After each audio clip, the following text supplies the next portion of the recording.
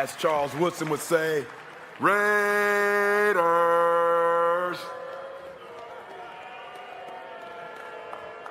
Yeah. What's up, Raider Nation? Welcome back to Raiders Coast to Coast with myself, formerly Raider Jeff, and my esteemed colleague sitting next to me, Mr. LV Raider 10. So before we kick this off, make sure you guys hit that like, the subscribe, hit the notifications. Make sure you get over to LV Raider 10's YouTube channel, and do all that. Hit the subs, hit the notifications, give them a thumbs up. So make sure you spread the love here, everybody. So Nate, what's going on, man? How you doing? Chilling, pretty good so far. It's been a little over 24 hours since we last talked to each other on the show. Right. That's the tough part about following up, doing a show on Wednesday night with the guys, and then jumping in and doing this. And last night was a little different. We had 5 of us on there, so tonight's a little bit more relaxed with just the 2 of us, and this really gives Nate a chance to, get his point out there and, talk it up like, I know he can about, especially college. So we'll do is we'll check with the chat, and then we're going to get right into it. So we got Robert Pena in the house. What up, Robert? We got Rosetown, changed his profile pic. I see that. Rosetown. Marcus Banks is in the house. What's up, my guy? Salute to you, Marcus. Sacktown is in the house. What's up, Sacktown? Sacktown. Oh, man, how you feeling? Let's see. Ja Raider. There's drama in championship game. Sean Payton fans can rest for Super Bowl when Patriots wide receiver for Super Bowl. Then Patriots wide receiver, we're going to send them to Cancun. Then Broncos cornerback reaction to Patriot wide receiver saying, he said, who? It's about to be crazy. Well, we're going to touch on that because we are going to cover the playoffs this weekend and everything, because I've got a funny feeling that some people might get shocked this weekend. But let's see who else we got here. AO's in the house. What's up, my guy? What up, Anthony? Raidosaurus, what's up? What's good? What's up? My 2 cents is in the house. What's up? Salute. Let's see. I think that's pretty much. Yep, that's everybody that's said something in the chat so far. So let's do this before we get into NFL stuff. Nate being the college football aficionado that I think he is, and I really do think he is. He watches more college football than I do, that's for sure. I don't deny that. Why I have respect for when he talks about college players. So I want to hear from Nate on what he thought about the championship game Monday, and what was his ultimate takeaway from that. So I'm going to let you just have at it and talk it up the best you can, my man. I appreciate that. I mean, obviously going into the game, everyone's eyes, as far as, Raider fans, were definitely on Fernando Mendoza and how he can, kind of elevate or solidify his number 1 draft position that he had going into the game. And I mean, I don't think he did anything to really compromise his current draft position at being number 1 and being the number 1 overall prospect, which, is up for debate, especially between us and to some other people. But, it's pretty it's pretty hard to see somewhere that doesn't have Fernando Mendoza going number 1 overall. So my biggest thing was to, watch him to see if anything happens or find anything that really would stand out for us to kind of point out to show everyone why we truly believe. But he did basically what he did all year, and that was do enough for Indiana to win the football game. And kudos to Miami, because Miami put up a dogfight of a game. And I truly did not think that it would be as close as it was, and as it ended up being, because Indiana had been steamrolling teams that were primed to, be in real playoff contention and real national championship contention for, the past couple of years, and Indiana was steamrolling them.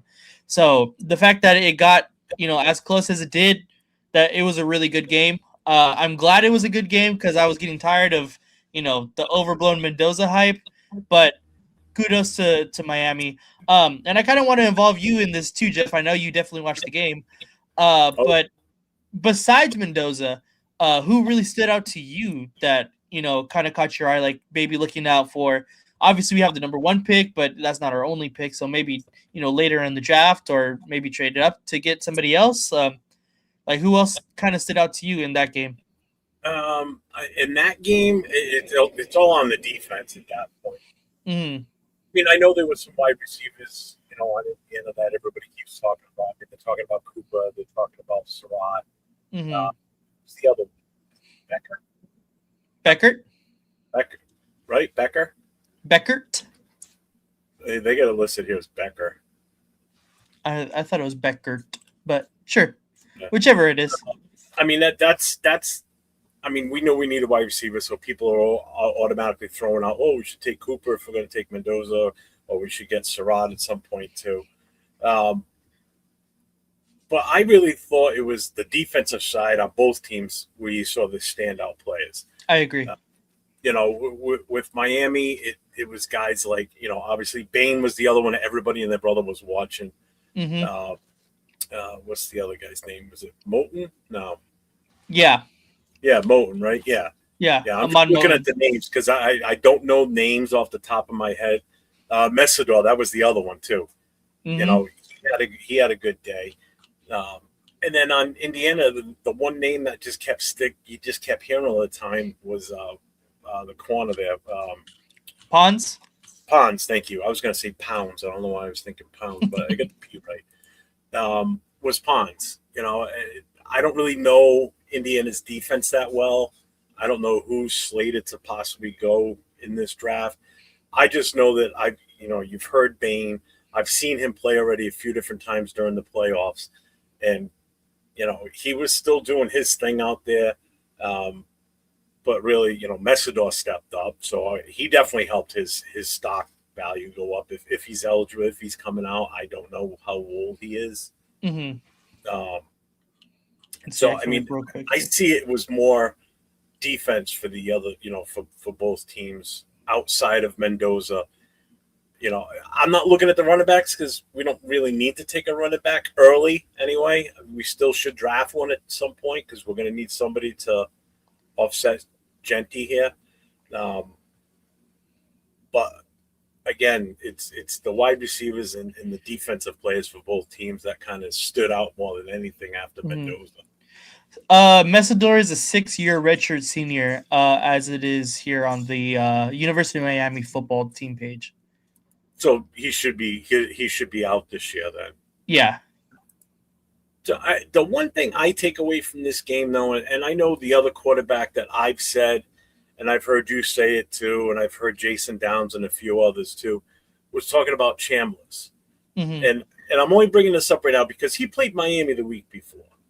Okay, and that was another close game. They almost beat Miami also. That was 31-27 was the final on that one. That's a tight game. Obviously, Indiana blew out Oregon, and that was just a one-sided game from start to finish. But you see what Chambliss did against that Miami's defense, and then you see what Mendoza did Monday night against that same defense, and it's almost like the tale of two games. Mm-hmm. Two different results, I should say. Right. I think Chambliss had a much better game than Mendoza did if you look at the stat wise. Right. So it's like, if Mendoza is supposed to be that guy, I would have thought he would have done better than what Chambliss did the week before. Mm-hmm. I don't know if you feel different about that. No, the thought is definitely there. I understand exactly what you're saying.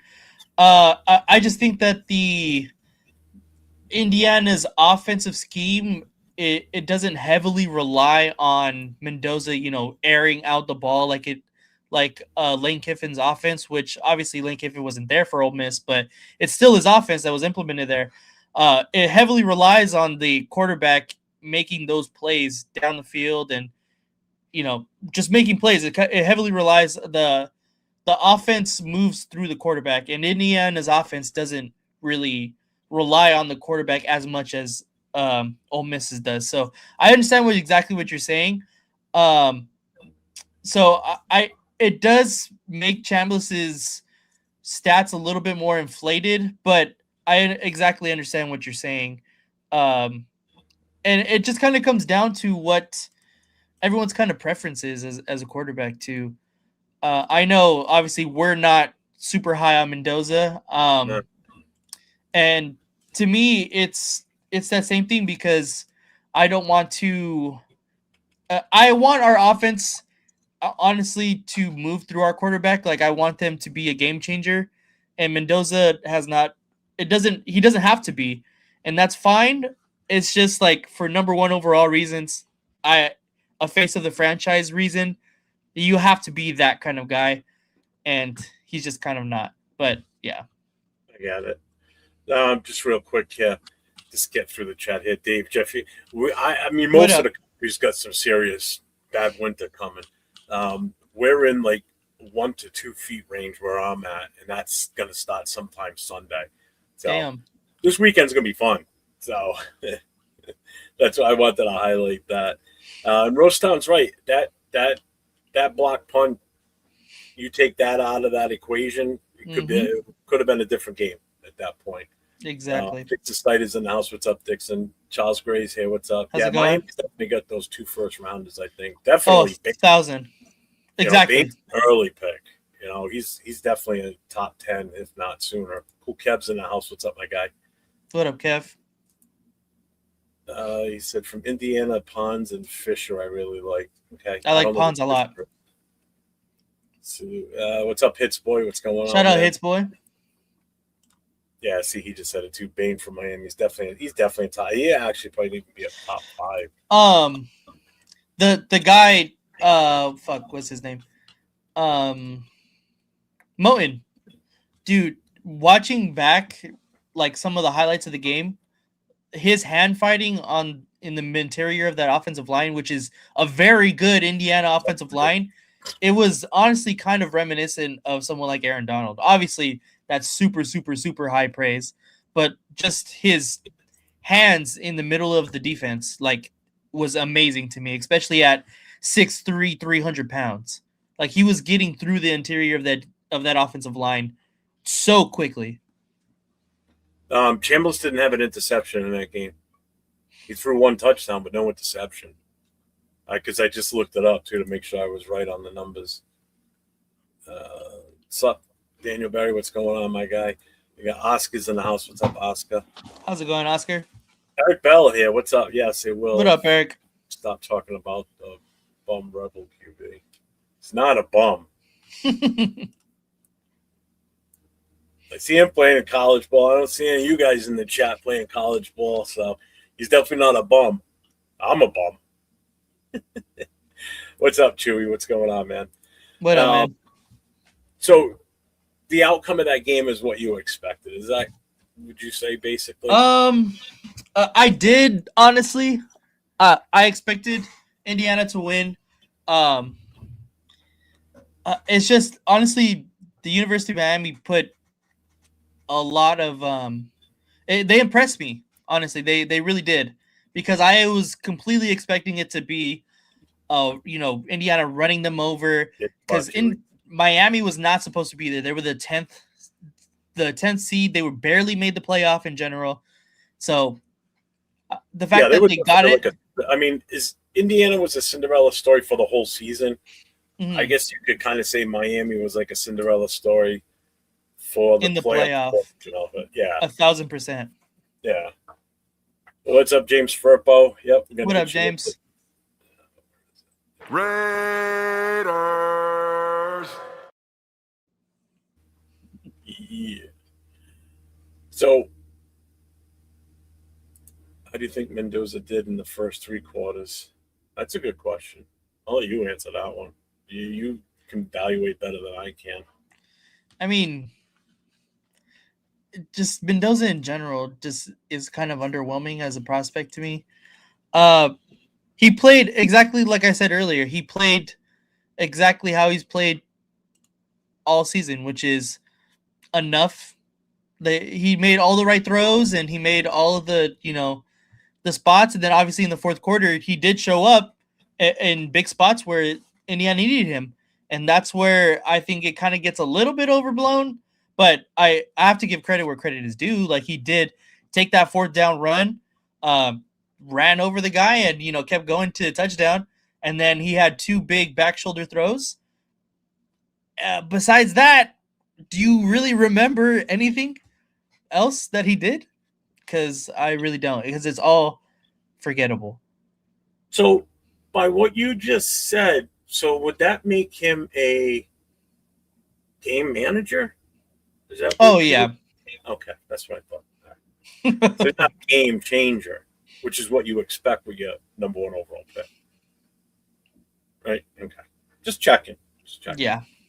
Carson went from a 6 to 7 round QB pick to a 2nd to 4th rounder. He resurrected himself.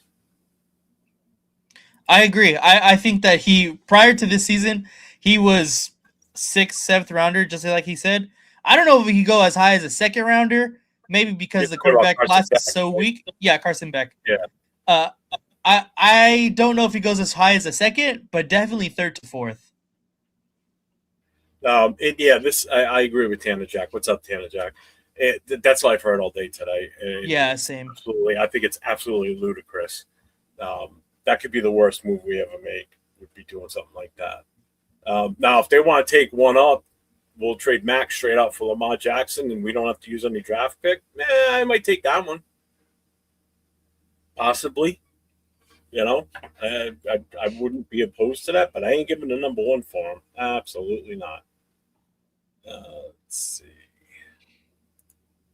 Oh, he's saying in the 4th exactly. How do you think he did in the 4th? Won the game. What's that mean? You know what it is? I think people need to really understand too is it wasn't just him putting the team on his back.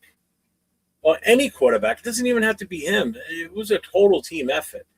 That defense stepped up when they needed to step up.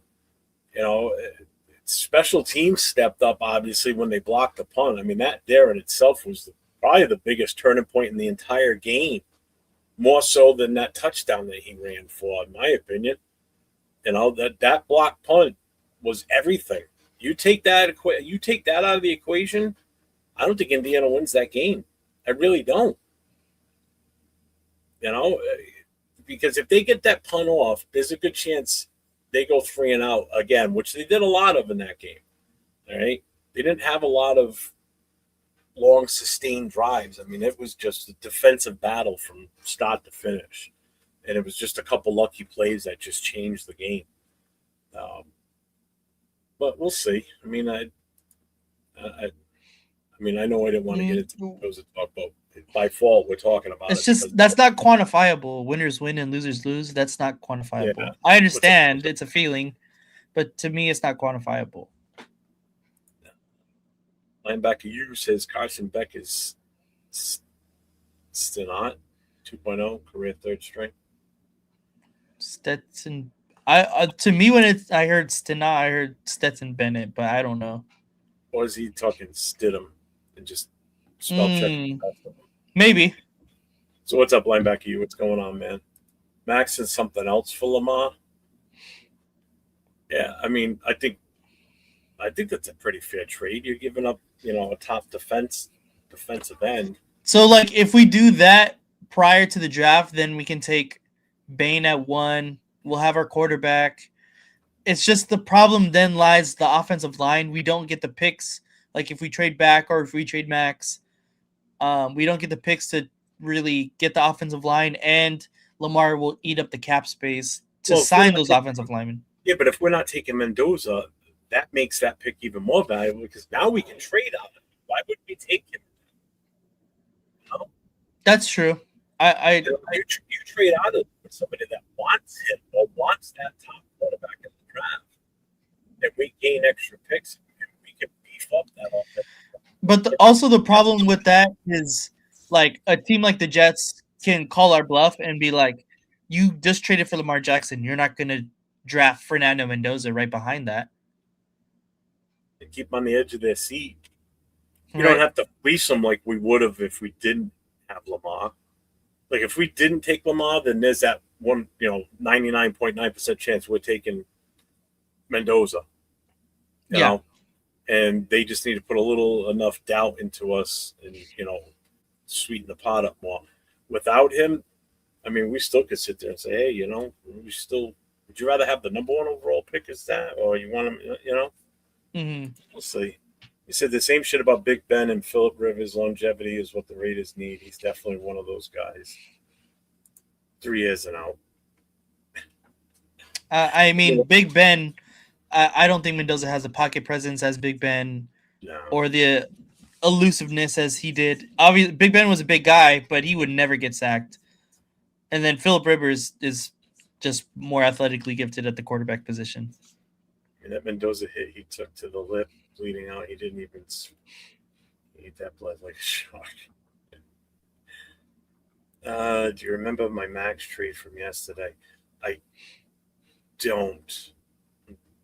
don't remember it. There was so much going on yesterday. I don't remember much from yesterday, to be honest with you. It was just such a bad day. Linebacker, there's an NFL caliber offensive lineman in this year's draft to grant extra second, third rounders. Okay. From where, though? From what trade? Like, where are we getting the extra second and third rounders? Oh, I don't know. Well, I mean, I agree. I like the lineman in the draft. Maybe if we trade out of that number 1 and we get extra second and third rounders, possibly. Maybe that's what he's referring to. I don't know. Let's see. When Tom was not a great college stat player. Same with Fernando. Damn right, you can call it. Quantify it. That's not correct, but I am not scared about taking him. See, everybody starts already. That's not what it is. I don't care about Jamarcus Russell. I was like barely even born when that happened. Well, I mean, that's wrong, but talented at the quarterback position. I don't think that's very untrue. Oh, okay. I remember this one, and you said it in the chat last night. I remember that now. He said trade him Max to Tampa Bay for Vita Vea. Vita Vea. See, now, this is what I hate because, like, retrospectively, we could still have Christian Wilkins on this damn team. Like, and it sucks, too, because, he had to go all fucking Diddy on everybody, It just, what could have been, in all honesty? Really? Because Snowden came on and played fairly decent. I think better than Kuntz did. Then you got Adam Butler in the middle, and then you put Wilkins out there. That defensive line's completely different just with that one guy. You don't have this constant rotation of other guys playing tackle because we're just not sure about who we got that's worth anything. Yeah. When you had Wilkins, who's such a phenomenal player, but, I mean, he's still sitting out there. Nobody's even touched him. I don't think anybody's even talked to him. I haven't heard any rumors on him. Have you? On Wilkins? Yeah. The last thing I seen was he was at the Rams-Bears game and in, like, Raiders stuff. I don't know. Yeah, he had his Raiders backpack with him. That's what it was, yeah. Airport, something like that. Somebody saw him at the airport. Yeah. I know. We really should should have Wilkins. Wilkins will be all over. I think you need to go watch some more Phillip Rivers then. I think, you know what it was with Rivers, though, too, is he had talent on that offense as far as, like, the skill positions, and he could throw the ball, too. I mean, you look at where he finished in his stats at the end of his career. He's up near the top. He's up there, Yeah. We wouldn't be picking first in the draft with Wilkins, though. No, that is No, true. I don't think that is true, yeah. We would have won a couple more games, at least. Andrew, the opposite of Max, talk about bookends. True. So we did the championship game. So where'd you go? No. So let's get into the head coaching thing. Yeah. We're past the game now from Monday night. So the head coaching positions that are still open, obviously we're one of them. it's still. Oh, I took the list down I had up. God damn it! All right, hang on. Let me bring it back up. What up, Rorschach? There it is. All right. So right now, the teams that are still open are the Browns, the Cardinals, the Steelers, the Buffalo Bills, and us. Baltimore's settled now. Became official this afternoon. They now have Jesse Minter. So the good thing for us is Kubiak's still out there, LaFleur's still out there, Webb's still out there. So there's guys that I think most fans are kind of hoping we get that are still available. Saleh went to Tennessee, which that one blows my mind why he went there. I mean, he's walking into the I same like that. You like that he went there? I do. I think he could build I from the think the owners scratch. I think the owners are better, to be honest with you, than what the Jets. And Than he's the out of that Jets, yeah. too, because that's a bitch. So I mean, the coaches we're all still interested in, are still available. So I know you said last night you're on the Kubiak route. I like Kubiak. If Joe Brady could still possibly be out there, I like Joe Brady. I think the best pairing, though, as far as just coach, is Mike McDaniel for Fernando Mendoza. I think that's the best pairing because Mike McDaniel runs the highest percentage of RPOs in the NFL. And that's exactly what Fernando Mendoza has did entire time at Indiana. But all right, so but he's with. Could he still? Yeah, he could still walk away from the San Diego. I mean, the Chargers deal. No, yeah, he could.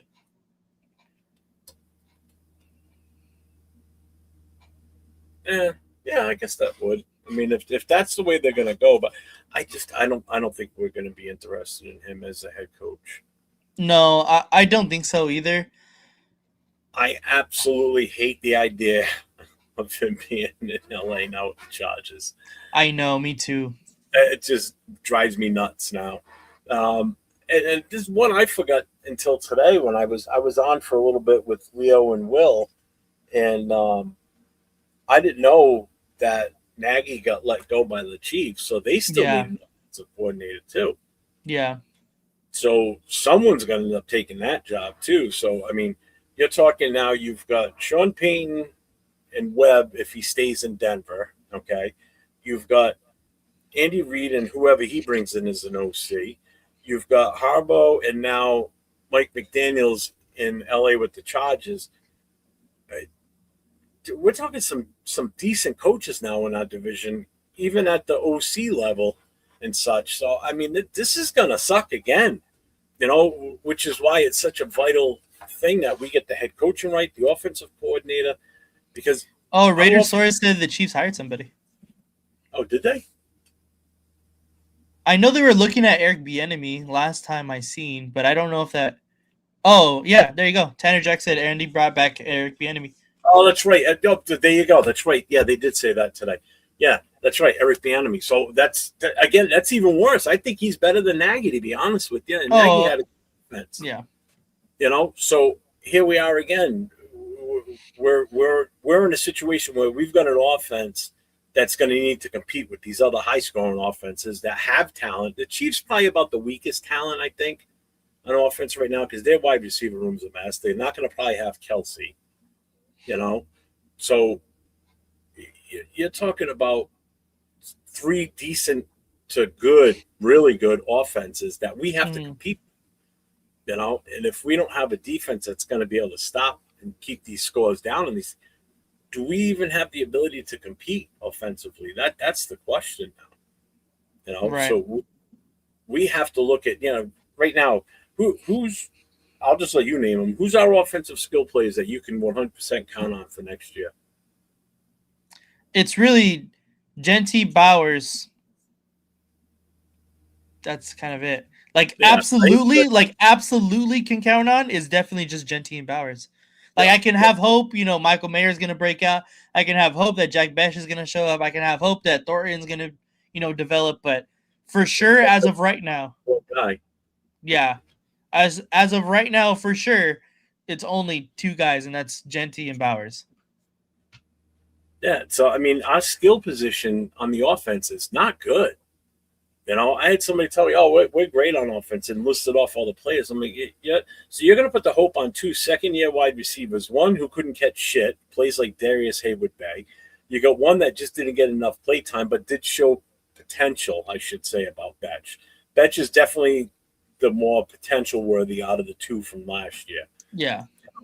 You got Michael Mayer, who still really hasn't. We haven't seen what he really can do in the passing game. We've seen glimpses of it. But again, he was out a good chunk of the year last year. You know, Bowers, we know what we got with Brock Bowers. He had an injury issue this year, but he still put up 10 touchdowns. Yeah. That's huge. That's all I wanted from him, to be honest with you. I knew he wasn't going to do it stat-wise. I just wanted more than 4 touchdowns. I was thinking 6 to 7. He did even better than that, and he went up to 10. You know, JP, if we get the O-line fixed, will be even way better than what he was this year. But again, outside of, like you said, outside of Bowers and Genty, we don't have great skill position players. We really don't. You know, and that hurts us big time. Yeah. And that's what makes me giggle a little bit when people keep saying, well, just take Mendoza. If we don't get him weapons around him, he ain't going to do shit. Yeah. No, I can agree with that. It's not in week 1. I can tell you that right now. You know? So we better hope that we get some serious talent, or we're going to be stuck in the mud in the offense again, whether we get a good offensive line or not. You know? That's why I want Jacoby Lane so bad in the second round. I don't think he's going to be on our board, but yeah. No, line back to you. I mean, first of all, I'm not on the whole Mendoza thing. Nate's not on the Mendoza thing. He was just saying, basically, in general, if we're looking at a coach that's going to be able to get the best out of Mendoza, and I get what he's saying, Mike McDaniel would be the one for that. You know, so this offense is just so bad in so many different ways. Bowers and left tackle and Genty. Yeah, true, left tackle. Yeah, Colton Miller. Yeah, but again, we said skill position, so yeah. Yep. Positions, wide receiver, tight end, running back. Yeah. We got a running back that we still haven't seen full potential. We got a tight end that we know what he can do because we've seen it rookie year. You can even throw right guard in there too, because I think JPJ is going to be much better than he was this past year. Oh gosh, yeah, much better. Yep. Eric went back to a team with the broken Mahomes and no Tyreek Hill and average running backs. Yeah, but he'll still make the best of it. You watch. I think so. They will still do something that will better them or make them better than what they were last year. Their big thing is they need O-line. So they're in the same boat we are. So there's a team right there that we know in free agency is going to be going for offensive line. They have to. They lost 2 to Chicago, and look how Chicago turned out. Yeah, thought ain't it. Rush said, in my opinion, this cycle, I believe that Brady Spy Tech are actually doing their due diligence to trying to get this right. So if the candidate that they want are still coaching, I can be patient. Yeah, I'm fine with waiting for Kubiak till this is over. AO, the Jamarcus Russell disrespect. Yeah, and I agree with that too. I mean, when you look at the wide receiver this year, it's not that great. You know, Pickens is out there. I'm sure if Tom Brady sweet talks him, Mike Evans could probably come here. That would give that veteran presence. You know, I don't know if he leaves a little bit more, but he's up there in age now too. I can agree with that. Yeah. See, I gotta disagree with that one. I don't think Tucker's that great either. Exactly what he said. Tucker is good, but But we were talking about absolutely for sure can count on, and that's not him right now. Yeah. I would take Pickens. Pickens is probably my favorite. I'm just nervous off the field stuff for Pickens in Las Vegas, so that's and you're out there. That 100%. Let's see. Whoever it is, they will get the assistance they want because they are in communication with them already. Yeah. Well, Ja Rada sent that. We talked about it today when I was on with Leo and Will. He sent me the name of the guy that Kubiak would probably bring over here as an offensive line coach. Bring up the guy's name again. Oh, the offensive line coach in Seattle? Yeah, it's John Benton. And there's a stat in here that shows how well the left tackle, left guard, right guard, and right tackle improved from last year. Now the left guard is a rookie, so he's only got this year's numbers to go by. But their pressure rate went from basically the highest was 11.5 last year down to 7.2, getting pressure on the quarterback. Then a 9.5 to a 6.0, then a 9.8 to a 6.6, and the rookie has a 5.7 pressure percentage rate on dropbacks. So only 5.7% of the time they actually got pressure on the quarterback off of that player on the line. It's a hell of a lot better than, I guarantee, if you look at what Oz was this year, it's a hell of a lot higher numbers than that 11. That's for damn sure.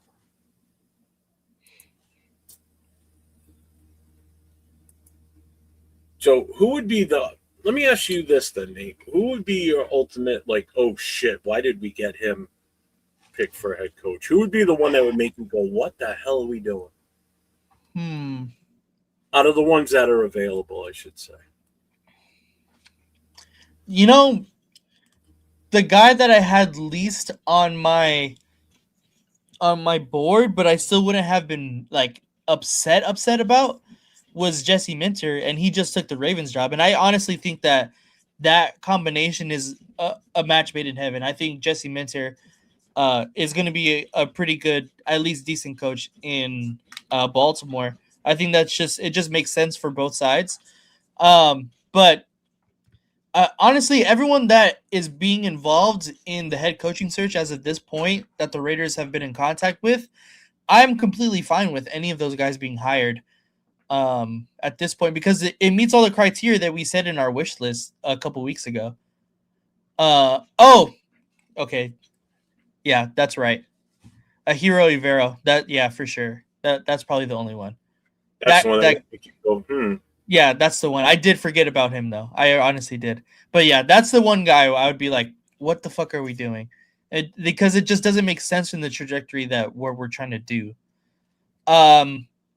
Yeah, so that would be the guy. But anyone besides that, honestly, I'm cool with. But yeah, thank you for reminding me about him, though. So a little birdie told me that some goat of a QB spoke with a certain former Marshall QB about head coach. It was a big birdie too. Chad Pennington? He went to Marshall? Chad Pennington? Yeah. Yeah. That's what I was trying to think of. Like, who went to... Is he coaching right now? Who's he coaching? I don't know. That was just the first Marshall quarterback that popped into my head.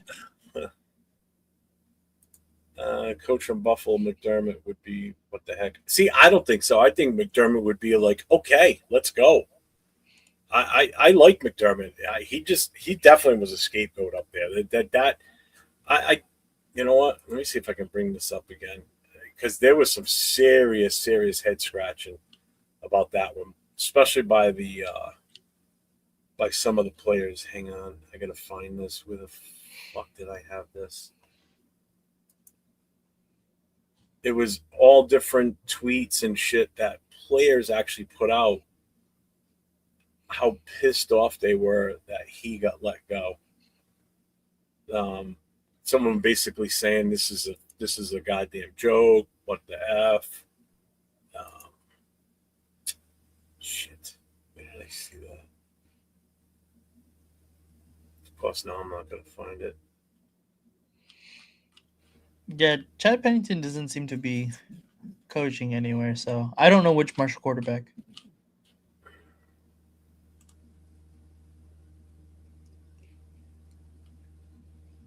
Nah, I can't find it now. It's already fallen off the board. But the players that were like pissed off and posting shit was like Dawkins, man, Lamar. Harmon. the one that had the heart attack.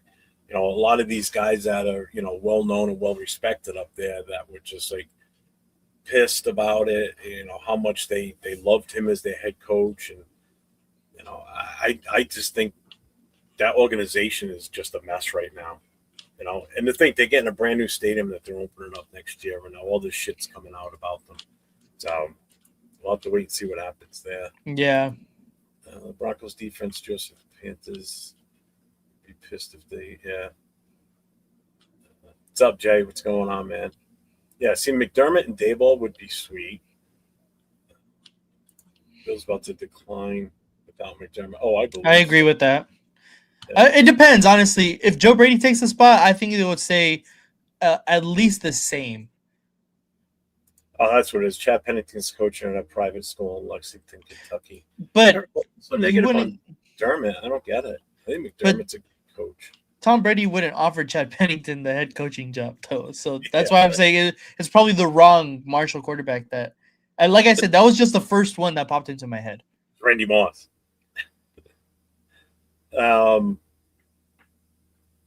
What's this I saw? I guess there it is. I guess Keon Coleman had a wild Bills conference the other day or something. Mm-hmm. So what did he say? Bills owner turned president general manager being held a press conference Wednesday morning to, among other things, explain the decision to fire head coach. Pagula appeared to take a shot at wide receiver Keon Coleman, deflecting blame for the draft choice from Bean and assigning it to McDermott. Oh, he blamed Keon Coleman on McDermott signing. Coaching staff pushed to draft Keon, he said. I'm not saying Brandon wouldn't be drafted by him, but he wasn't his next choice. That was Brandon being a team player and taking advice of his coaching staff, who felt strongly about the player he's taken for some reason heat over it and not saying a word about it. I'm here to tell you the true story. Oh. I think I figured out the Marshall quarterback that he's talking about. Okay. I think he's talking about Byron Leftwich, which would make sense. I've heard that name get kicked around. Because he was, let me see. He was the offensive coordinator for the Tampa Bay Buccaneers from 2019 to 2022. So that means he would coach Tom Brady. Actually, I would have gotten it just from this as soon as he said Jacksonville. Yeah. So, yeah, you're right. Yeah. That makes sense. I don't know if I would hire him as a head coach. I probably would take the chance as an OC, though. Currently, he's assistant at Colorado. Rorschach said to go back to his question. He says, let me see. He's not asking you to answer this one. I look at the Mendoza situation as they want him because of what is between his ears, his brain, and not what upside there probably can be. Enough of that already, hence Manning, Brady, etc. I see what you mean. He wanted to know what you thought about that. If you think that's... I mean, I get that, but just because a quarterback is, extremely smart in the NFL and understands, plays and play calls and play design, and it doesn't mean he's going to be a successful NFL quarterback. A lot of high processing and, smart quarterbacks end up being good coaches. And I mean, if he wants to be a coach, sure, eventually, I'm sure he'd be a damn good coach. But we're talking about NFL quarterback, starting NFL quarterback for our favorite team, Las Vegas Raiders. I just want whatever is best for the Raiders organization. And to me, it's the best possible prospect. And that's just not what Mendoza is to me. I will tell you this. If that's their thought process, that's coming from Tom Brady and Tom Brady only. And I'll tell you why. Because that's following in the footpaths of what Bill Belichick used to do. Bill Belichick wouldn't necessarily go and look for the best talented players sometimes. he would always go for the he would look at like the Wonderlic scores, like who's the highly intelligent player in this draft that he can get, that he knows can learn just about anything that they throw in front of him. And that's how Belichick was. Because I remember him talking about this himself, Belichick, saying how he doesn't necessarily look at the talent level sometimes. He looks at the mental stability and the mental, foresight for that player. Like who's the smartest one on this draft board that's available that we can get? Mm-hmm. So that probably that's why I say that would be coming straight from Tom Brady, because that was his mantra for so long while he was in New England. That's all he heard, so that shit sticks with you. So I guarantee that's what it's from. I wouldn't be surprised. What's up, Eric? Nate, you want to Yeah. People are still, I don't know if you know this or not, people are still extremely divided on Ashton Genty. That's not really news to, I don't think, a lot of people, but a lot of people still don't like Ashton Genty even after what he put up. So I don't really know like how I'm 0-2, but okay. And Mason Graham had a pretty good year. I'm not better than Ashton Genty, and I love Ashton Genty, but still. We didn't do Ashton Genty any favors, basically, is what it really comes down to. We never saw the full 100% potential of him because we didn't address the offensive line. Address the offensive line, different season for him. Completely different season. What's up, Mike? Hey, I'm just tuning in. Did you guys discuss the rumors of the Raiders drafting, trading number 1 pick? Yeah, we've already talked about that. And I didn't find anybody in the chat along with us up here that are in favor. Was in favor for it, yeah. I even threw something out there. If it's not the draft pick, then how about Max for him straight up? Whatever. But yeah, I'm not into getting him. I'd love to end up around 10 and then take Downs and Styles. I see. All right, so that was with Minta being the coach at that point. Into 2025 and beginning of 2026 has been head scratches and unbelievable. Looks like we'll get an improbable head coach way out in left field, or maybe not even the dugout. I think we still got a legit shot at Kubiak, because there was a few teams he had listed, and they're all gone but us. We're the only one that still doesn't have a head coach out of the teams that he wanted to go to. Baltimore was the last one until today. So, fuck, the Angels need fucking something, dude. Shit, I would be glad if he goes to the damn Angels. I don't see a team trading 3 firsts for number 1 pick anyways. You never know. Desperate teams do desperate things.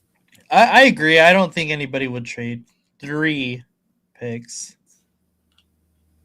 People didn't like and Napoleon was awesome. I love Napoleon McCollum. Or McCollum, whichever one. I always forget you had 2 Napoleons on this team. I mean, I don't think anyone would be mad if we got Kubiak now. There's 2 coaches right off the bat that if we got, I would not be upset with. It's Kubiak and LaFleur. Either one of those 2. Sneak Webb in there, and maybe I'd still be okay with it too, based on everything I'm hearing about him now. You can have Kubiak as well. Bring Mike White. Mike White. Hey, remember that name, because that's going to come up later on in the quiz. I can tell you that right now. So we've already talked to head coaching candidates. So like I said, we've got the list of teams that are still available. We know for the most part what most fans would like to see come in here. Do you think we're the most attractive destination as far as, who's left? Or do you think it's the Bills? No, it's definitely the Bills right now. Just Josh Allen alone, even if he had, and don't forget, he's got Cook too as a running back. Yeah. I think even if he didn't have a running game, that would still be the number one destination. I mean, you've got a just elite quarterback there. I'm sorry, there's no other quarterback on any of these other rosters or teams that are still available because the options are the Steelers, Cardinals, Vegas, the Browns, and the Bills. You tell me out of teams which is the most enticing. Yeah, I would probably say Bills, but I would say we're probably a close second though. I think we're number 2, and that's because of the first pick, and you have endless options of what you can do with that first pick. No, I agree. Not necessarily just taking this one player. You've got options, and that's the big thing about getting that number 1. You have every option in the world. Whereas pick number 2, you're already limited because the number 1 guy is already going to be gone. So unless you move up to 1, you've already lost the guy off the board. Number 1, you can take whatever you want. Buffalo, I think, is definitely the top destination. So not only do you get Josh Allen, you get Cook in there as your running back. You've got you still got 2 good tight ends. You got a really good offensive line. Receivers, not so much. Defense is decent. You got a brand new stadium opening up next year. So there's a lot of good things that are going on in Buffalo. So I still think that Buffalo's number 1. Mm-hmm. And I would put us at number 2. I agree. But Cleveland's just a nightmare. The only good thing about Cleveland is you get to coach Myles Garrett and Mason Graham. So you got 2 great guys up on that defensive line. Yeah. Arizona, they got an early draft pick, so that's a bonus, I guess. Still have Kyler Murray. So at this point, he's going to be traded. Yeah. Pittsburgh is kind of a mess. You don't have a quarterback, basically, because Aaron Rodgers probably isn't coming back. Yeah.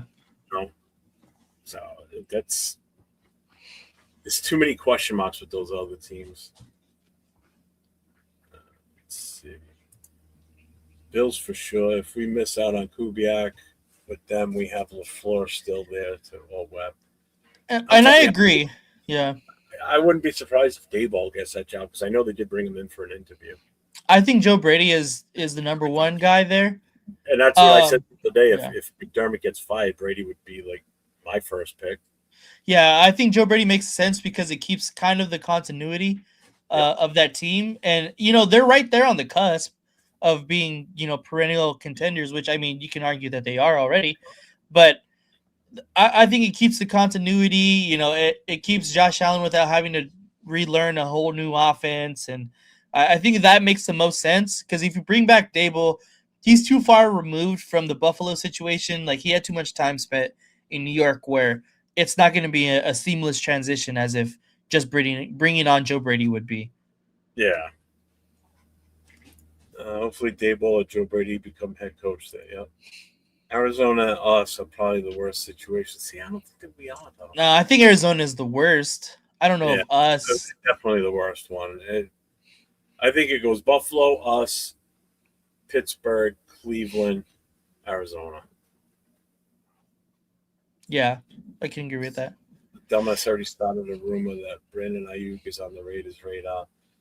That's like AB 2.0. I don't get these people start stupid ass. I don't want Brandon Ayuk. He's talented, but possibly getting him. Remember that? That got tossed around before the season even started last year that we were going to trade for Ayuk. Yeah, that's right. Yeah, I forgot about that. Pittsburgh forgot how to hire so bad they will violate their own hiring rules. I think they will too. I think they've had too much success hiring head coaches that it's finally going to catch up to them. Have they even interviewed anybody? I don't know. I don't really follow Pittsburgh news like that. If you're really going back to college, he was at convention this month. Bills 1, Raiders 2. Worst is Browns. They have had like 4 guys complete. That's true too. For just the interview part alone. Who wants to go to Cleveland? Yeah, Jesse Minter turned it down. I know. Who else? There was one more person. Huh? I don't blame him, but you know what? Here's my take on the Minter thing, or any coach that would have gone into Baltimore. If it's your first head coaching job, you got big shoes to fill, and you're going to constantly get to Harbaugh. That's the problem with going to a team like Baltimore that had an established coach for a long time. And it's going to be the same thing in Pittsburgh. You've got a lot to live up to because of what Tomlin did for his tenure there. Never had a losing season. Was in the playoffs every time you turned around. Mhm. That's a lot of pressure on a new head coach because as soon as It you is. fall, you're gone. So I think Pittsburgh's going to find themselves in a string of multiple years of flip flopping coaches now. They've been lucky for the first 50 plus years of existence, Yeah. and now they're going to start to go.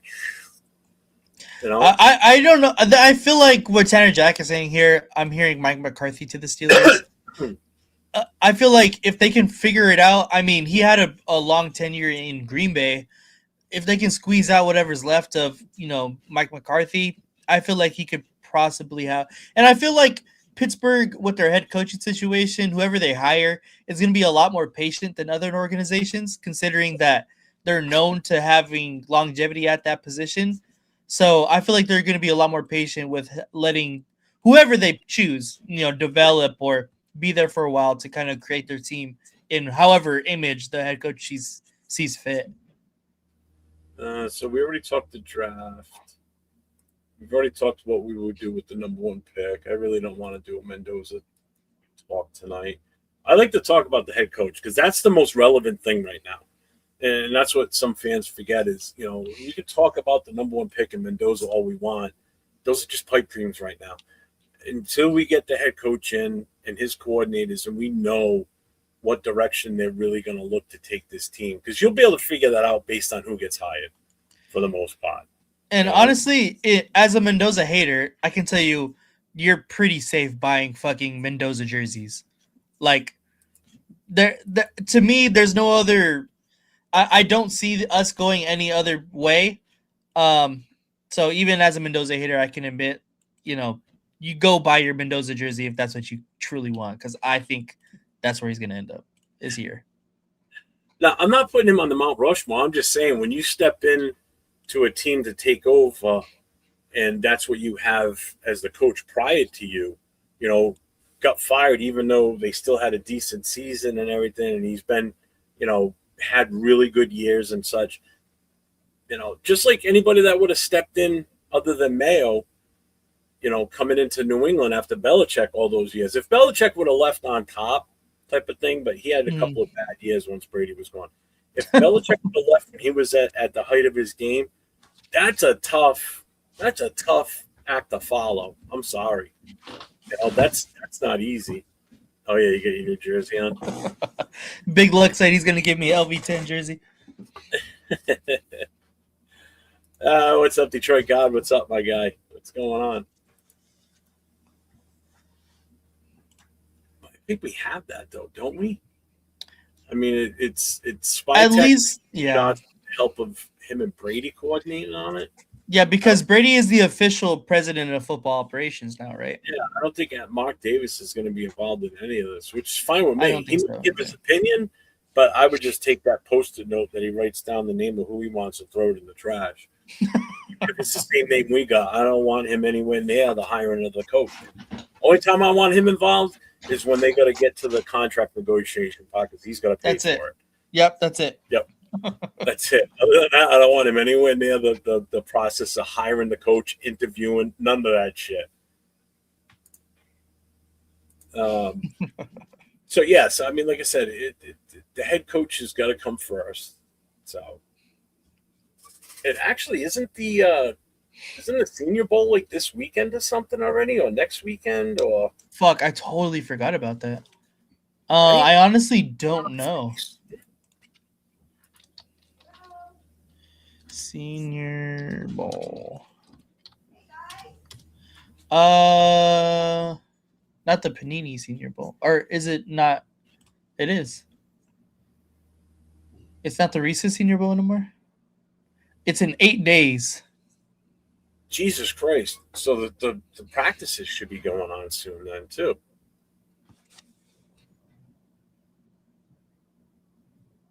Yeah, that'd be really interesting to see. I can't believe I totally forgot about that game. Well, because I heard somebody say something about it today on another show, and I was like, "Oh shit!" Yeah, I can't find anything on. Let me see. Where is it? Let's see if it shows anything in here. Oh, confidence is emerging that Chambliss gets his 6th season. Really? Yeah, They're gonna allow it? that's what it sounds like. See, Trinidad Chambliss's eligibility fight now plays out in close proximity to Oxford, a wrinkle that adds intrigue to Ole Miss 2026 quarterback. There's optimism around Ole Miss football program that star quarterback Trinidad Chambliss will eventually be granted an injunction by a court in Mississippi that allows him to play for the 2026 season, multiple sources say. While his waiver request for a 6-year of eligibility was denied by the NCAA, Rebels brass is holding out hope his lawsuit against the NCAA will be successful. His legal team filed a lawsuit with them on the 16th of January for a temporary and permanent injunction that would allow him to play a final season in Oxford. The suit came a week after the NCAA denied him of his 6th-year bid. So his argument is saying that he only played 3 countable seasons of college football in 2023 and 2024 with Ferris State and in 2025 with Ole Miss, and should be allowed to play a 4th based on NCAA rules. That's funny. So there's still a chance that he might not even be coming out of it. Which would make the quarterback class that much more weak. It would make it that much more weak, and that number 1 pick even more valuable now. So now it's down to one guy. Legitimately one guy. Chambliss wasn't even predicted like 1st or 2nd. He was more of like late 2nd, early 3rd. You know. Hey, I'll tell you what. I think if he would have won that Miami game, that would have jumped his stock up big time. Yeah, it would have. I think he would have moved up. But we'll see. Chambliss needs to let those college girls go and bring his old ass to draft. That shit's funny. See, and that's how I feel. Do you draft the best player available or best player for your scheme? You know, with the number 1 pick, that's such a tough one to answer, in all honesty, because you know what your number 1 need is. And I agree, we do need a quarterback. But do you draft out of necessity or do you just draft out of overall pure talent? Because if we're going by overall pure talent, I'm sorry, Mendoza's not the number 1 overall, period. Yeah. You know, there's no way he's the number 1 overall. He's the number 1 overall quarterback by far, you know. So in a quarterback-driven league, yeah, he's going to by default be the number 1 pick. But when you look at serious consideration for just pure talent and a plug-and-play type player, that's not him. That's not getting true value for that number 1. That's how I look at it. So are we ready for the quiz? Yeah, I'm down with it. All right, we're an hour in, so let's trivia time, boys and girls. Yeah. All right. So the way this is going to work is it's multiple choice questions. Okay. And I can open up the file. Hold on. I thought I had it open. All right. So it's going to be multiple choice questions. There's 25 questions in total. What this is NFL head coach trivia. So in other words, it's not just Raiders, folks. So you better know your coaching history in the NFL. So it's going to be heavy on Raiders questions, but it's going to mix in a lot of NFL head coach questions from multiple teams throughout the league. Okay. So what's up, Frank Weber? What's going on? So here we go. So first question, it's all multiple choice. I will read the question, and then I will give you A, B, C, or D, and then you need to tell me who it is. Nate, if anybody in the chat says anything, you need to let me know because I'm in a different screen and I can't. Should I go over to private chat so I don't see yet, or?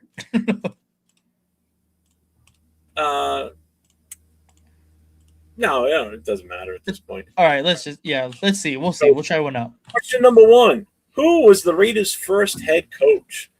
Al Davis, Tom Flores, John Madden, or Eddie Erlatz? Is it Eddie Erlatz? Yes, it is. I didn't read that question. The answer's right. I didn't go A, B, C, D. I mixed it up by accident. It's all good. Yes, it was B, Eddie Erlatz. Which NFL figure is most associated with the phrase "just win, baby"? A, John Madden, B, Vince Lombardi, C, Al Davis, or D, Bill Walsh? C. These are the easy ones. Yeah, C. Al Davis. Which Raiders head coach has the most wins in franchise history? Okay. A, Flores, B, Gruden, C, Al Davis, or D, John Madden? I think it's Tom Flores. A. Tom Flores. Eh, Really? John Madden? John Madden. Yeah. Those were the two guys that I was thinking. Now, keep in mind, don't jump out the answer right away because it may not be who you think it is. So you need to let me read the names, folks. All right. Who was the head coach of the Pittsburgh Steelers during the 1970s dynasty? A, Bill Cowher, Chuck Noll. Chuck Noll, C, Don Shula, or D, Tom Landry? Yes, it was Chuck Noll. Again, they're going to get a little bit harder. I'm starting off soft on you guys. Yeah. How many Super Bowls have the Raiders won? 2, 3, 4, or 5? 3. What? 3. Yeah. Who coached the Raiders to their first Super Bowl win? John Madden, Tom Flores, Art Shell, or Al Davis? John Madden. Yes. This is good. This one's a funny one because I remember this. And it was hilarious when it happened. Which Raiders head coach was fired mid-season via overhead projector? Dennis Allen, Hugh Jackson, Lane Kiffin, or North Turner? I don't know, actually. Is it Lane Kiffin? Lane Kiffin. That sounded familiar. That's why. Some of these, if I let you, all right. I mean, I can let you just guess what the answer is, and then we'll go from there. So That's cool. We'll start with this one because this is a perfect one to start this on because I guarantee you guys are going to be like, which NFL head coach has the most career wins, regular season only? Is it Bill Walsh?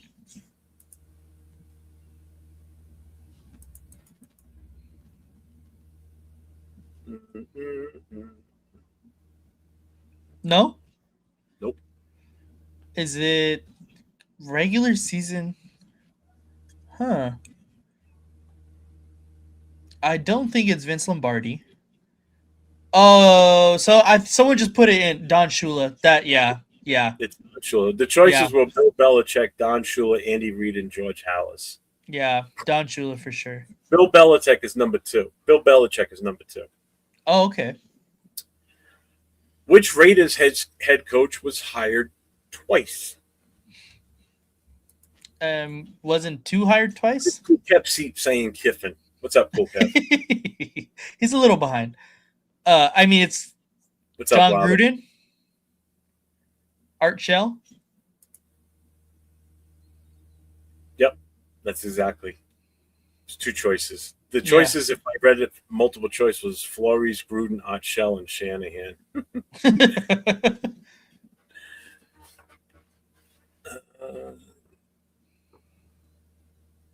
Who was the Raiders head coach during Super Bowl 37? Bill Callahan. Yeah, you're right.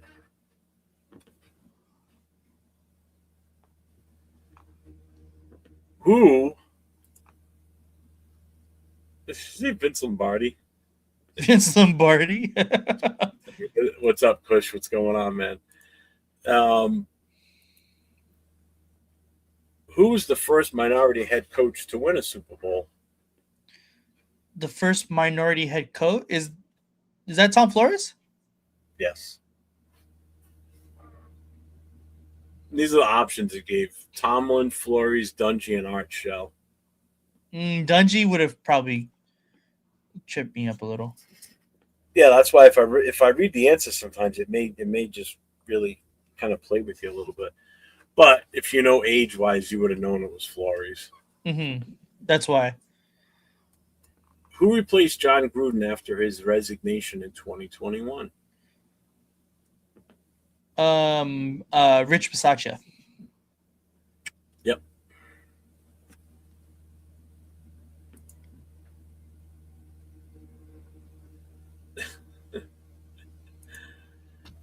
Which head coach led the Dallas Cowboys during the 1990s dynasty? Jimmy Johnson. Yeah. Questions are too easy now. God damn it. I think I'm just smart. Questions are too easy. Who was the Red Hater? Who was the Raiders' head coach during their first season in Vegas? John Gruden. Mm-hmm. Oh, this is going to be a good one. This is going to be a good one. Now I have to read these off. Okay. So, which head coach won Super Bowls as an assistant with multiple franchises and later won as a head coach? Okay. Options are Mike Shanahan, Pete Carroll, Bill Belichick, or D, all of the above. Ooh. Mike Shanahan, Pete Carroll, Bill Belichick, all the above. Greg. I don't know. Belichick was the assistant on the Giants team. Pete Carroll, I can't think of what assistant he was. He was on the Jets, maybe? He was an assistant on the Jets. All the above? Mm-hmm. Do you know what teams they were assistants on? No, I don't. Because Belichick was with the Giants. With the Giants, I know that one for sure. Shanahan, I can't think of where he fucking coached as an assistant at least, and Carroll either. I thought I did look that one up where he was. I forget exactly. All right. So, which Raiders head coach led the team to a Super Bowl as a wild card? Jim Plunkett. You said head coach? Yes. That's my bad. I heard quarterback for some reason. Oh, it's because I read Raiders get their quarterback by Gregory Stevens here. My bad. So who was the head coach when the Raiders won the Super Bowl as a wild card? Is that the question? Yes. Which Raiders head coach led the team to a Super Bowl as a wild card? Was it Flores? Yes. Yes. We were the first team to ever do it. To win the Super Bowl as a wild card, right? The playoffs in the wild card position and made it and win the Super Bowl. Mm-hmm. Which Raiders head coach was also a former offensive lineman? Tom Flores, Art Shell, John Gruden, or Jack Del Rio? Art Shell. Yes. Which NFL head coach went 0-16 in a single season? Hugh Jackson, Steve Wilkes, Matt Patricia, Urban Meyer. Steve Wilkes.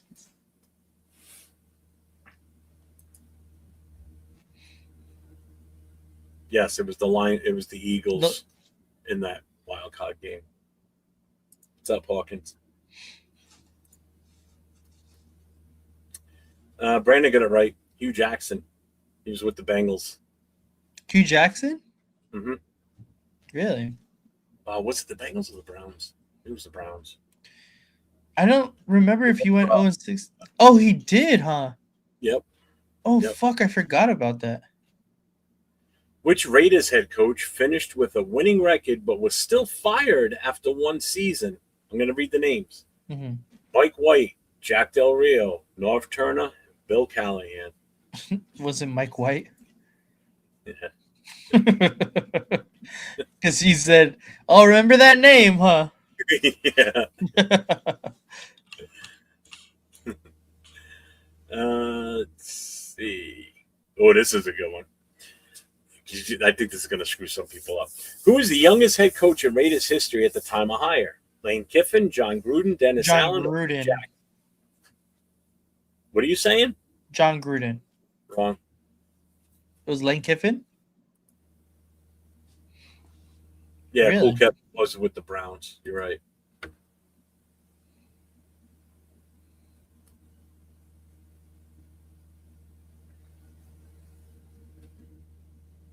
Yep.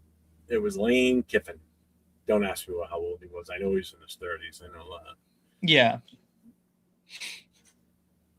Which NFL head coach has the highest career winning percentage, minimum of 100 games? John Madden, Bill Belichick, Vince Lombardi, or Andy Reid? Would it be Bill Belichick? Nope. No. I just assumed because you said that Bill Belichick was the second most winning head coach. Wins. Wins, yeah, wins. Answers in the chat already. Really, Madden? Yep, it was Madden. Really? Yep. That's pretty cool. This is going to be a good one. This one you guys are going to, if you don't cheat and Google it, bastards, this one's going to take some time for you guys to do. How many total head coaches have the Raiders had from existence to 2025 season? Here's your answer. Possibly. 21, 23, 25, or 27. Keep in mind, Pittsburgh's had 3 coaches in that entire same time. I'm going to go with 23. Wow. Cool, Kev. 32 wasn't even an option. Oh, Lane was at 32. Lane was 32. That's what he's saying. Oh, all right. Never mind. Sorry. What'd you say it was? What's your answer? I'll tell you right now, nobody in the chat's got it yet. They're 23. They're all wrong. Every single one of them is wrong. Dixon seems like 50. And 27, and that seems low. No, 27 would be too high. It's actually 23, which is still ridiculous. That's a lot. Yeah. This is kind of an easy one. Who was the Raiders head coach during the Tuck rule?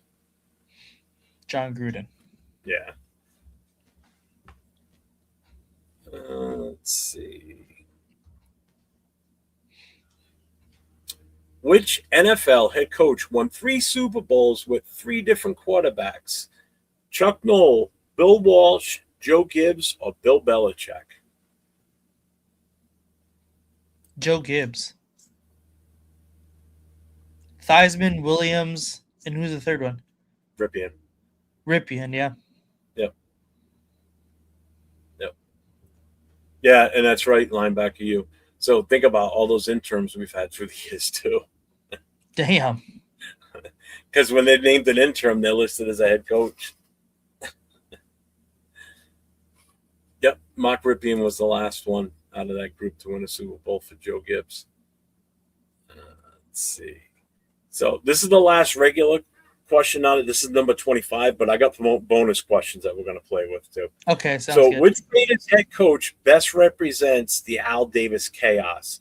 Lane Kiffin, Dennis Allen, Hugh Jackson, or D, all of the above? To me, it's D, all the above. All of those guys scream Al Davis in early 2000s Raiders incompetence. Yeah, it's all of the above.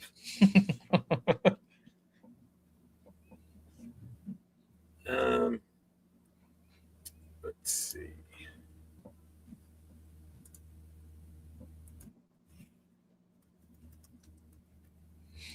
Hang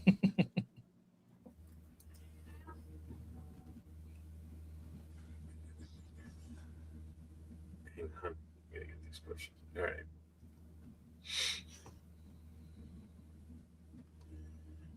So, which Raiders head coach never had a winning season with the team? Dennis Allen, Lane Kiffin, Hugh Jackson, or D, all of the above? D. Yeah, that's right. Which NFL coach head coach has appeared in the most Super Bowls as a head coach? Bill Belichick, Don Shula, Tom Brady, or Chuck Noll? Bill Belichick. Yeah. Did you notice I threw a different name in there too? Tom Brady. I was like, as a head coach?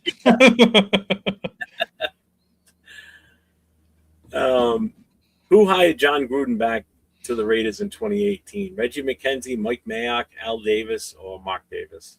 Mark Davis.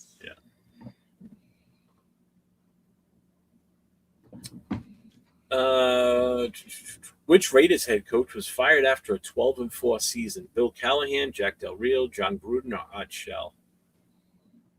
Wait, say that again? Which Raiders head coach was fired after a 12-4 season? Bill Callahan, Jack Del Rio, John Gruden, Art Shell? Oh, Bill Callahan. No. No? No.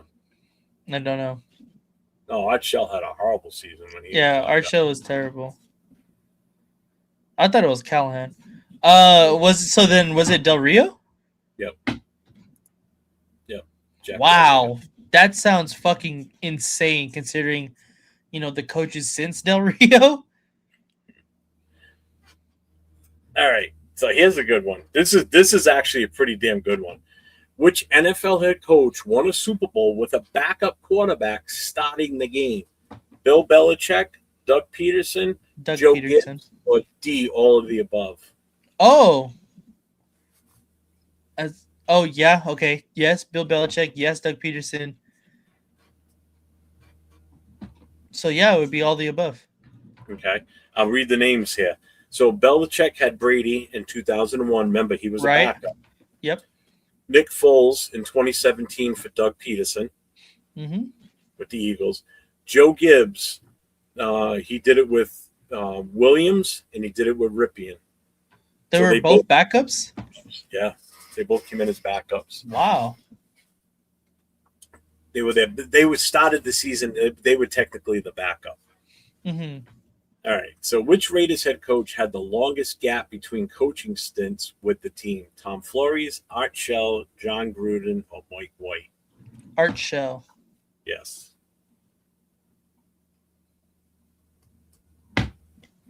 Which NFL head coach was fired mid-season despite being considered an offensive genius? Chip Kelly, Josh McDaniels, Matt Patricia, or all of the above?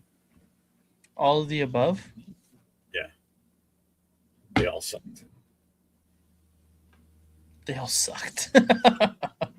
Which Raiders head coach led the team during the franchise's last playoff win?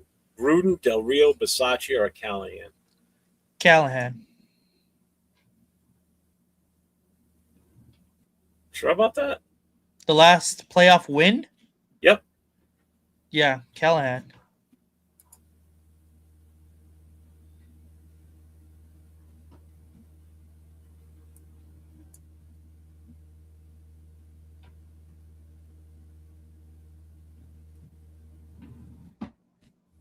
Sure about that?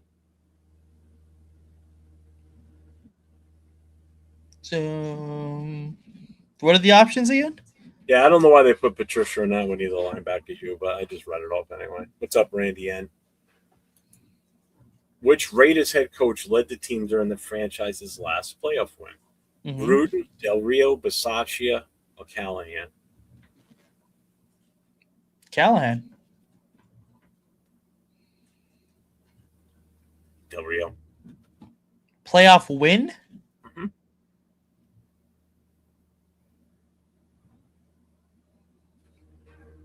Playoff win? Yeah.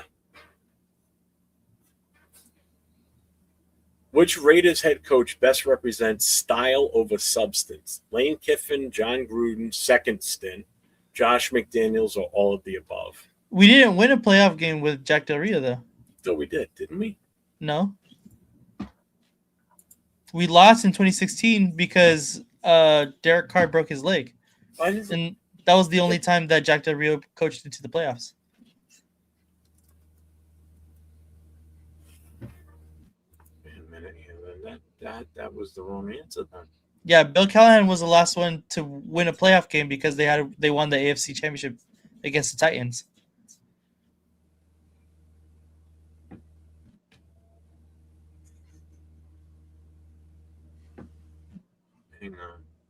double check this.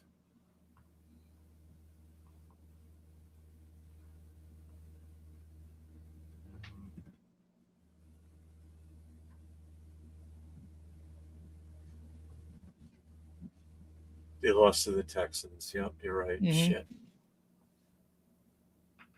All right, so then it would have been Callahan. You're absolutely right. I apologize. I apologize. All right, so I was wrong on that one. You were right. My bad. Chad is eating you up.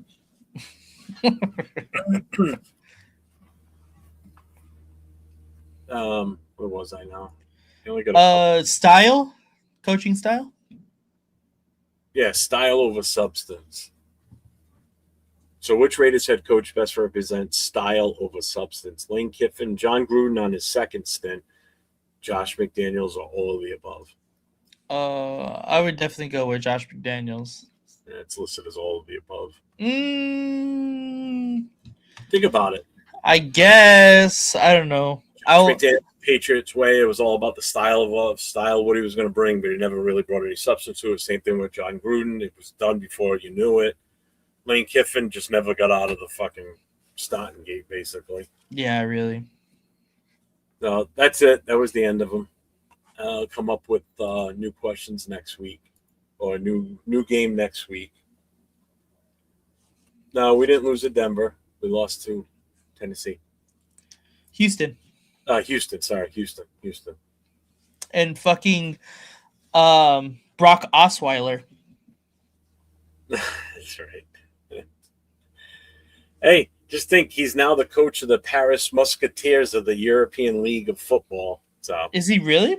I did not know that. I didn't know that existed. So January 27th, 2025, he was hired as the head coach and defensive coordinator for the Paris Musketeers. wow, And he's still the head coach now. Yep. that's crazy. That's pretty cool. Did you play? So the Paris franchise was announced in 2023. In 2024, the team made its first postseason appearance, which resulted in the loss against the Vienna Vikings. These Paris uniforms are goofy looking. I don't like them. Okay, I see linebacker used question here. Name the 4 head coaches that either won or coached in the Super Bowl and college national championship game. I know Pete Carroll's one, and I know Jim Harbaugh is another. I'm trying to think. Jimmy Johnson. Jimmy Johnson. There you go. Barry Switzer, I think. Barry Switzer? I think it's Barry Switzer. Didn't he do it with Arkansas while he was there before he came to the NFL? I don't remember. Because I know he won one with the Cowboys. I'm sure there's probably a name.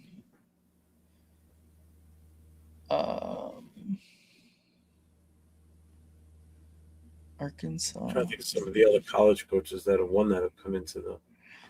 I wanted to say Nick Saban, but I don't think he coached in a Super Bowl. He didn't coach into a Super Bowl.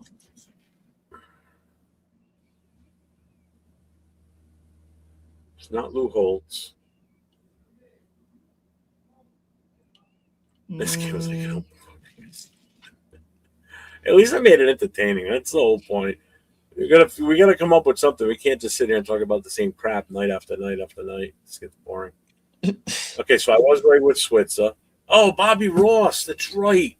Shit. No, they never. Did he say either one or coached in? Okay, I was just coached in. Yeah, coached in. All right. Yeah, Jimmy Johnson, I knew for sure. Switzer, I was right. And I know Carroll for sure. And Jim Harbaugh for sure. Jim or John? Jim, right? Jim Harbaugh. Because he did it with Michigan and then the 49ers. Bobby Ross is the fifth one then.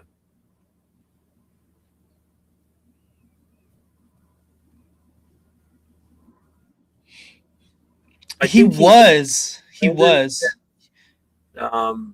He did coach in the pros, but very short time.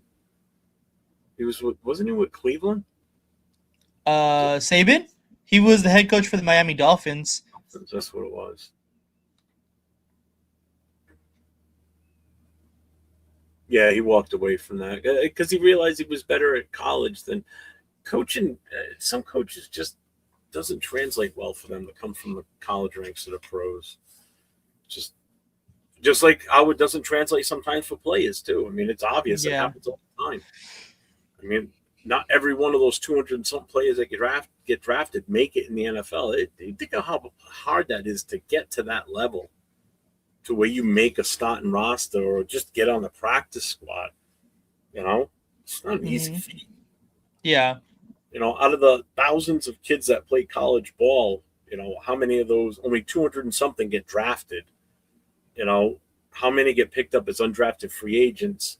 And how many of those undrafted free agents even make a roster? I mean, that happens. You do see guys that undrafted make it. You know, I mean, shit, you've had some make it and go to the Hall of Fame.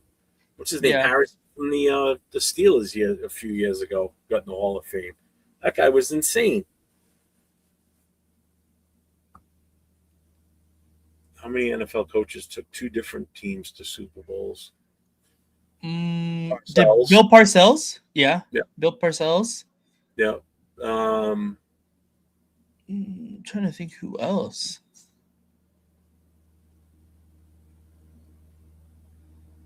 Two different teams to the Super Bowl. Let's see if it's not.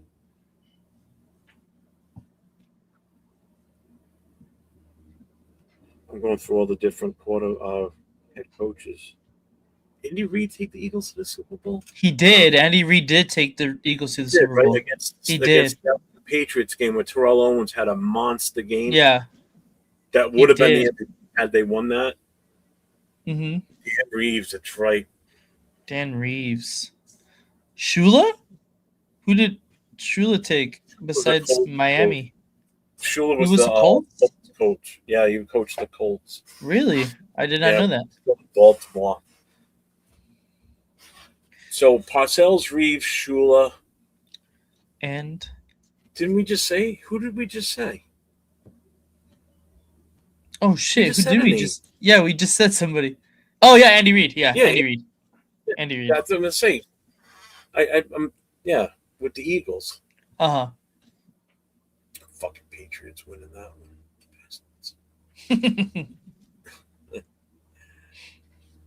He was the head coach in Super Bowl III. Mm-hmm. I did not know that. Yeah, how did I not know that? That's where he got his first head coaching job. Obviously, was the Colts, and then he went on to Miami and turned Miami around. Wow, I did not know that. That seems like a pretty big thing for me to miss. There's one more. There's another.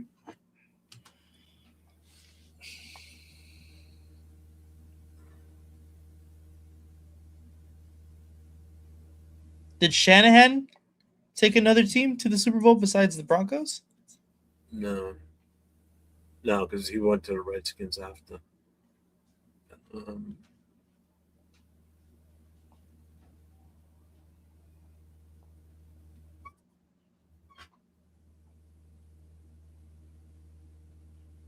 Who was the coach of the Browns? No, they never paid him. It's not Belichick. Unless we're talking assistants, but it's not him.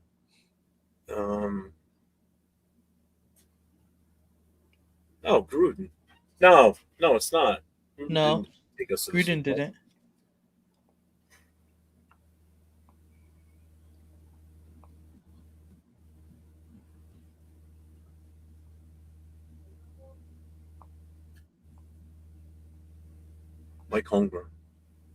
Mike Holmgren?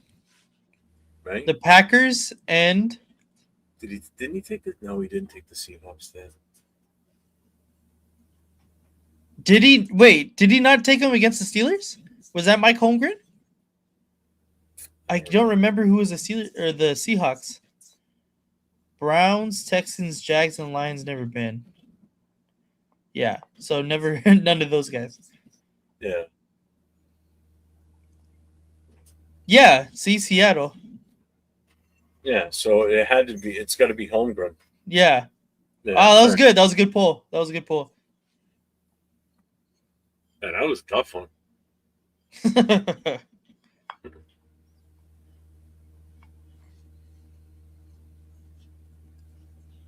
Yeah, because he was the first one to win a Super Bowl for Green Bay. That was back when Favre was still playing. That was the only Super Bowl Favre won. One more head coach? Coach. Fuck. What era? At least give me Yeah, that. honestly, really. Usually I'm pretty good at this shit, but Another head coach? There's one more.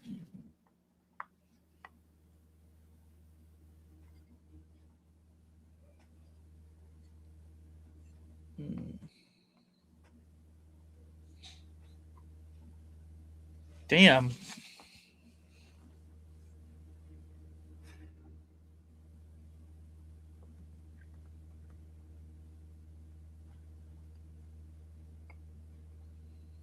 can we say Tony Dungy because Gruden's team that he coached in Tampa Bay was basically Tony Dungy's team before he left to go to the Colts. Right.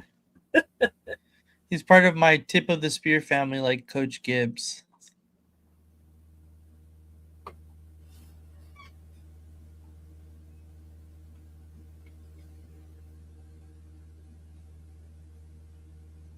Shit.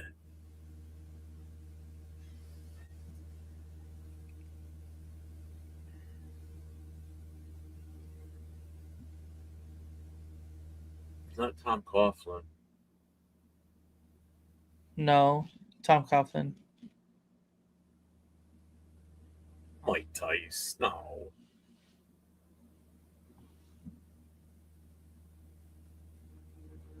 Oh my God.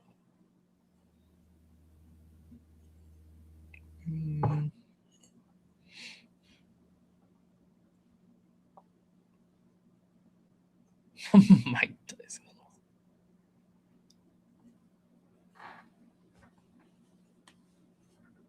He was a head coach of 4 different teams, but took an AFC and NFC team to the Super Bowl and lost. Lost one he should have won.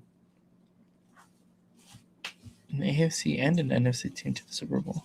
Bud Grant? Jerry Glenn, I'm going to play in the Super Bowl.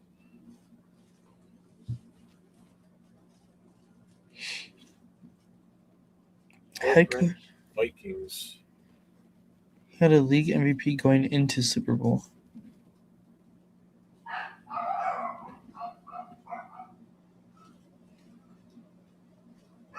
Oh, I got it. Who is it? I got it. Oh my God! Why am I drawing a blank on his name? It was with the Eagles against us in the first, the Tom Flores' first Super Bowl. Oh, I don't know the head coach for the Eagles. Well, he was the head coach of the Rams during the greatest show on turf. Oh, fuck! What is his name? I can't think of his name. He was super emotional. He used to cry all the time. And his MVP was Kurt Warner. Dick Vermeil. Dick Vermeil. That's right. As soon as he said MVP, I'm like, that's got to be that one. I couldn't remember his freaking name. Yeah, he was super emotional. He used to cry all the time, that guy. Hey, he was a hell of a coach, though. Actually, he's the coach during the Vincent Papali thing, the movie Miracle. That's right. He is. He's the coach during that, because that's during that whole time frame when he takes them to the Super Bowl and everything. Good job catching the name, man. I couldn't even. The name. I just drew a blank on the name. Yeah, no, really. That was a good one. What up, Will? That was a tough one. What's up, Will? So, you got anything coming up? You got any videos you dropping or? No, not as of recent, honestly. Is an Aztec?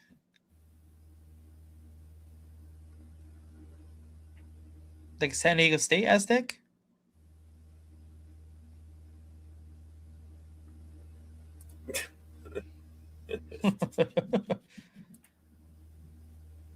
Yeah, Broncos that's what and I want to. Panthers. Good thing he just said Broncos Panthers because it just reminded me of a matchup. Before we get out of here, because this weekend we got the AFC and NFC championship. So I want to I want to hear the chat too. Oh yeah. Give me the picks for the Broncos Patriots game, which is the early game on Sunday. So who's winning that game, Nate?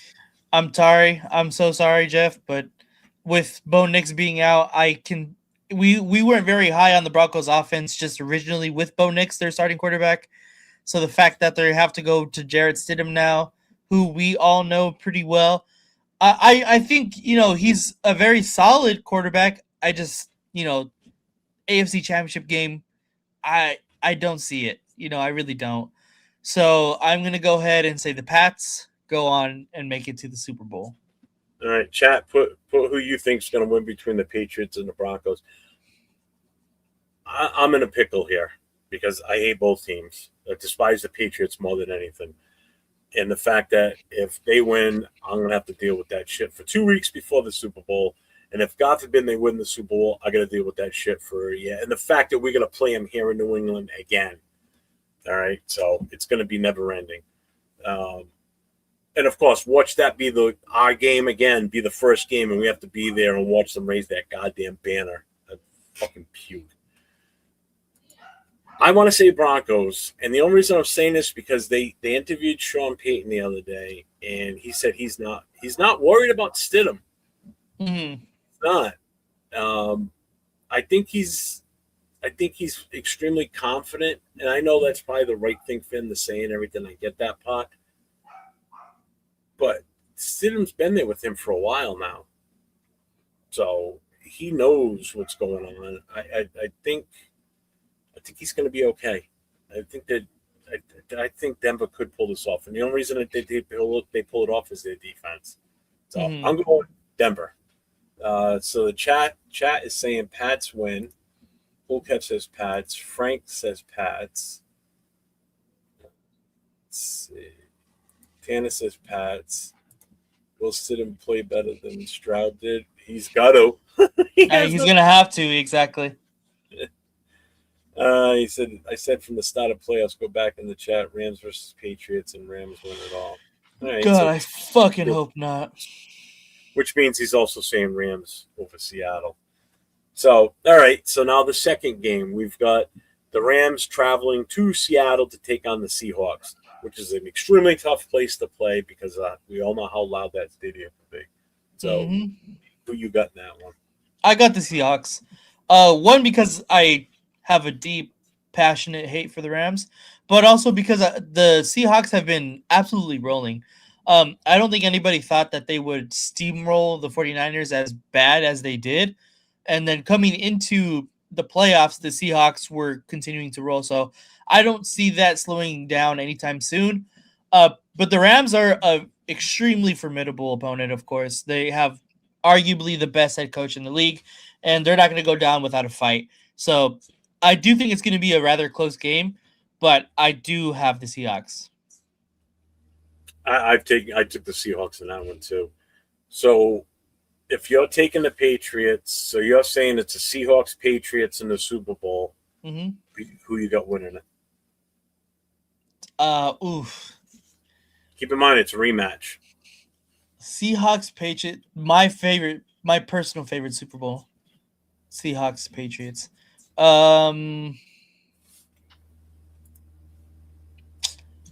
I don't know, man. It's going to be a really damn good game. I might want to go with the Seahawks. They get the revenge on New England. Sam Darnold, my USC quarterback, gets his ring. You know what? I like the sound of that, so I'm going to go ahead and say Seattle. All right. Most are saying Seattle here, it looks like. I'm not going to lie. I kind of wish the game was here. And the reason I'm saying it is because we're supposed to get hit with like almost 2 feet of snow starting Sunday into Monday, possibly Tuesday. So we're going to get walloped this weekend. So this is going to be a fun weekend. I'm hoping for a Seahawks-Broncos Super Bowl. even if it is Seahawks Patriots, I think Seahawks win that regardless. I think the Seahawks take the Super Bowl this year. I just, after what I saw last week, what they did, and granted, the one downside for Seattle right now is no Charbonnet. He's done for the season, tore his ACL in that game. So this is why I said this earlier today when I was on with Will and Leo. That game Sunday evening or Sunday afternoon is going to be very interesting to watch, especially as us as Raider fans. Let's see what Kubiak does to, make up for the fact that he doesn't have Charbonnet. He doesn't have that mass, that awesome 1-2 punch with those two, with him and Walker. All he's got is Walker right now is his definite number one. Yeah, I know they got other running backs, but they're not Charbonnet. Sorry. So let's see what he does to game plan for this game this weekend. Let's see how he pulls this off. This will be a true litmus test for what he really is. So I'm curious. And I just hope the Pats don't even land in Denver. They somehow fly over the Bermuda Triangle in the middle of the country. They vanish and you never hear from them again. I don't give a shit. That's the only thing I can hope for. So most are saying Hawks, Broncos. I mean, it looks like most, other than linebacker U, is saying Seahawks. The Hawks. Yeah, dude, the whole country, like 30-something states, like 32 states are getting hit with snow and freezing ice and rain. And I know my buddy lives down in Dallas, and he's like, this sucks because they don't have the equipment for it. They're not used to it. They get ice storm or snow down in that area, forget it. Everybody just comes to a screeching halt. Nobody riding around down there in SUVs like they are up here. Walk about to get out of the dog. Yeah, he's gonna have no choice. Yeah, that Kingdom was pretty nasty. I saw you mention about the turf too. That linebacker, that was horrible. That shit. But, I got nothing else. I'll be on tomorrow night for my No Huddle show. So again, if anybody's got friends or family that are fans of other teams in the NFL, have them pop in. 9:00 Eastern tomorrow, 6:00 Pacific. I'll be on, and Nate, I'll see you next week. I will be on live for the games this weekend, so if you're going to be around, Nate, if you want to pop on, feel free. So, Sounds nothing else to do. I'm not going anywhere. I'm going to be snowed in, so I'm good with that. I'm staying home. I will do live for both games. I'll do separate streams for each one. So I hope to see you all tomorrow night, and if not, then I'll see you on Sunday. And like I always say, stay safe and go Raiders, baby.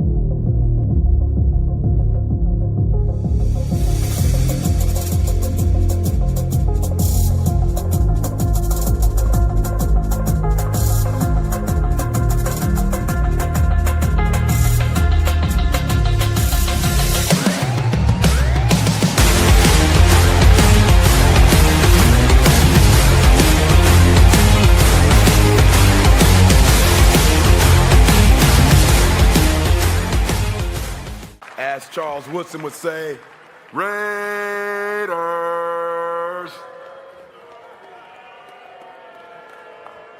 Yeah. Back and build